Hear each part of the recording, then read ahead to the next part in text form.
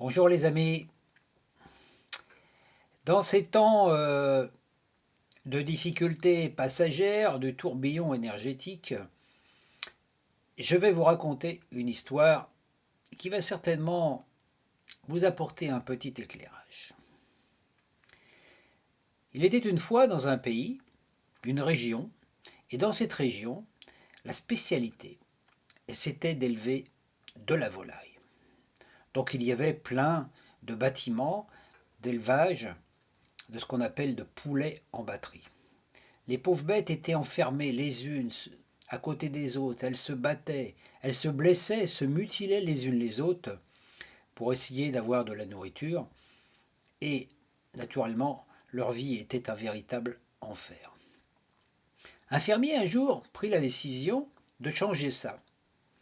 Il créa donc un élevage de poules et de poulets en plein air. Alors l'élevage était situé dans un endroit un peu plus verdoyant, un petit peu plus à l'écart. Donc c'était un endroit qui était assez grand, grillagé, entièrement grillagé tout autour, avec des grillages qui faisaient 3 à 4 mètres de haut. Mais il n'y avait pas de grillage au-dessus. Pas besoin, puisque les poules et les poulets ne s'envolaient pas. Les générations antérieures de ces poulets avaient eu les ailes brisées. Et maintenant, il n'était même plus besoin de leur briser les ailes, puisque c'était devenu une habitude. Un poulet, une poule, ça ne vole pas. Donc à l'intérieur de ce grand élevage, il y avait une multitude, des poules, des poulets, des poussins. Les poulets passaient leur temps à courir à droite, à gauche pour essayer de grappiller la nourriture. Les poules passaient leur temps à pondre des œufs et à protéger leurs petits poussins. Et les coqs, de temps en temps, pour assouvir leurs besoins, s'amusaient à chevaucher les poules. Une fois par semaine, le fermier venait récupérer une partie des poulets et des poules, ceux qui étaient prêts à être consommés, et ainsi les poules voyaient leurs petits s'en aller sans savoir où, et ils ne les revoyaient jamais. Cet élevage ressemblait un petit peu quand même, malgré qu'il était en plein air, à une sorte de camp de concentration, peut-être même un camp d'extermination.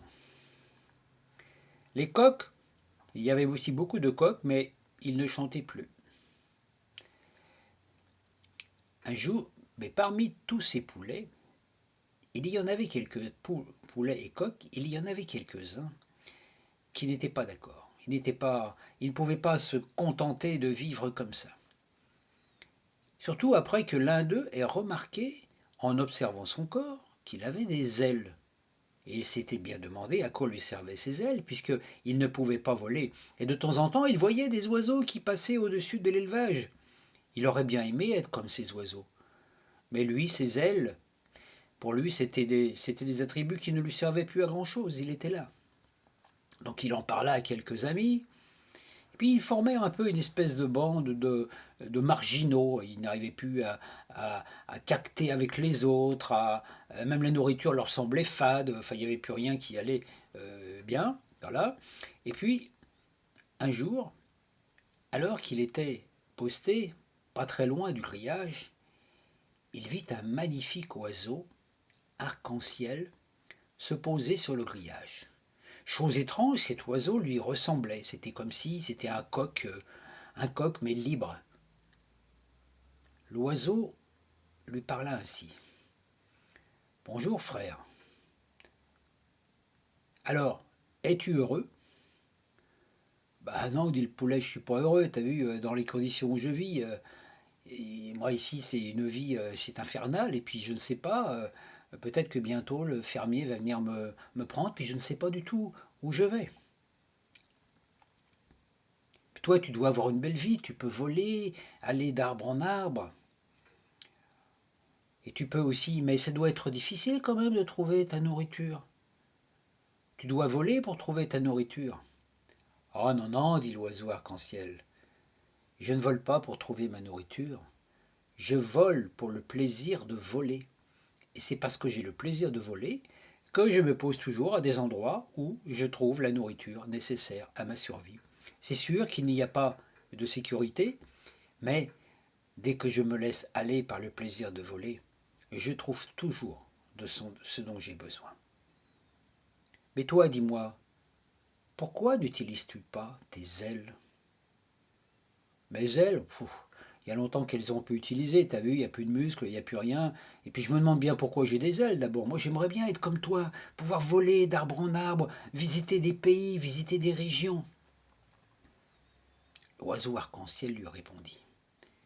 Mais ça, tu peux le faire. C'est dans tes attributs, tu as des ailes. Ah oui, mais elles ne sont pas faites pour voler. Mais non, simplement c'est que tes ailes, t'as perdu l'habitude de les utiliser. Entraîne-toi chaque jour à voler et je te garantis qu'en quelque temps, tu pourras, comme moi, sortir de cet enclos et voler et vivre ta vie librement. Puis l'oiseau arc-en-ciel s'envola et disparut.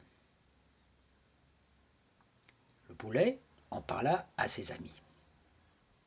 Eux aussi avaient rencontré des oiseaux comme ça qui leur ressemblaient. Ils disent c'est bizarre qu'on a tous des oiseaux qui nous ressemblent, qui sont là sous le grillage et qui nous apportent des messages. Oh mais c'est impossible qu'ils nous disent c'est du rêve. Mais non, non, dit le poulet, ce que je vais faire, je vais suivre ses conseils, je vais m'entraîner. Pendant des semaines et des semaines, le groupe de poulets marginaux, il y avait aussi des poules et des coqs, s'entraînaient à battre des ailes. Alors ce n'était pas du tout facile, parce qu'ils faisaient 20 centimètres, 1 mètre, ils faisaient des petits sauts d'1 mètre, et puis ils retombaient le nez dans la fiente, parce que naturellement tous les poulets marchaient dans la fiente, dans leur propre fiente. C'était difficile. Et les autres se moquaient d'eux. Regardez-moi, regardez-les, c'est fou. Mais pour qu'ils se prennent, etc. Donc ça durait pendant un certain temps, mais pratiquement tous les jours, l'oiseau arc-en-ciel de chacun venait lui parler pour l'encourager. Et c'est ainsi qu'ils se perfectionnèrent. Petit à petit, leurs ailes reprirent un petit peu de musculature. Ils arrivaient à faire des vols de 1 mètre, 2 mètres, 3 mètres, jusqu'au jour où l'un d'entre eux arriva à voler suffisamment haut pour se poser sur le grillage, à côté de son oiseau arc-en-ciel. Et puis un deuxième suivit, et puis un troisième, et un quatrième, et ainsi toute la bande se retrouva là-haut. Alors les autres oiseaux, les autres poulets qui étaient dans la basse-cour encore regardaient, mais regardez ces fous, qu'est-ce qu'ils font? On pourrait faire comme eux, dit l'un d'eux. Si on volait comme eux, on pourrait être libre. Non, non, non, dit les autres, non, non, non, faut pas. Parce que ils vont être libres, mais ils vont pas avoir de nourriture. Ici, aujourd'hui, on a la nourriture qui nous est donnée tous les jours. Une nourriture aux hormones, mais une nourriture. On n'a pas à se préoccuper de quoi on va manger. Et ainsi, les oiseaux, les poulets, qui avaient élevé leurs ailes, commencèrent à sortir et à aller visiter un petit peu la nature, les arbres et tout ça, pendant que les autres poulets, eux, continuaient à marcher dans leur fiente et à manger leurs hormones. De temps en temps, les poulets qui s'étaient échappés venaient pour essayer de convaincre d'autres de les suivre. Certains les écoutèrent, mais d'autres les rejetèrent avec même une certaine forme de violence. Un jour, une grippe aviaire arriva, s'installa dans le département. Un émissaire gouvernemental, à petite ouverture de conscience, avait pris cette décision. Il fallait faire vacciner tous les poulets. Tous furent vaccinés. Mais cela n'y fit pas grand-chose. La grippe continuait. Et comme l'émissaire avait un petit poids en guise de cervelle, il ne voyait que par sa petite ouverture ce qu'un dictionnaire appelle un Judas, imposa sa décision. Il avait pris la décision de faire exterminer tous les poulets et les poules. À contre-cœur, le fermier dut exécuter ces volatiles, sans aucune exception. Les contaminés et les autres, tous furent jugés coupables, sans aucun jugement préalable. Et on leur coupa la tête. Pourtant, ça peut apparaître bizarre que l'on peut couper la tête à quelqu'un qui n'est pas coupable. Mais déjà qu'on leur avait coupé les organes reproducteurs, tous les poulets furent exterminés. Le fermier fit faillite. Seuls les poulets et poules et coqs qui s'étaient envolés allaient pouvoir recréer une race libre, digne des coqs que nos ancêtres les Gaulois avaient pris comme emblème, symbole de fierté, de liberté, le chanteclair qui chaque matin annonce l'aube nouvelle, fêtant le retour du soleil et une belle journée. Les poulets qui s'étaient envolés changèrent bientôt d'apparence. Et puis un jour, ils se retrouvèrent face à leur poulet, à leur émissaire, à leur guide arc-en-ciel. Et chose étrange, quand ils contemplèrent le guide arc-en-ciel, l'image de celui-ci devient de plus en plus floue. Alors les poulets qui volaient se disaient mais qu'est-ce qui se passe? Et le poulet arc-en-ciel leur dit: je suis toi. Je suis toi qui viens du futur, qui est venu te délivrer de ton statut. Tu avais perdu ta véritable identité. Tu es un volatile, tu es fait pour voler. Maintenant tu voles, tu n'as plus besoin de moi. Je suis toi et tu es moi, nous sommes toujours ensemble, unis jusqu'à la fin des temps, et nous allons pouvoir parcourir la terre, le monde, voir de merveilleux paysages. Et ainsi tous ceux qui avaient pris leur envol retrouvèrent le véritable statut. Même leur forme physique changea. Leur plumage redevint plus lumineux, plus beau, arc-en-ciel. Alors si vous avez l'occasion de voir de beaux oiseaux comme ça, colorés qui volent, souvenez-vous de cette histoire.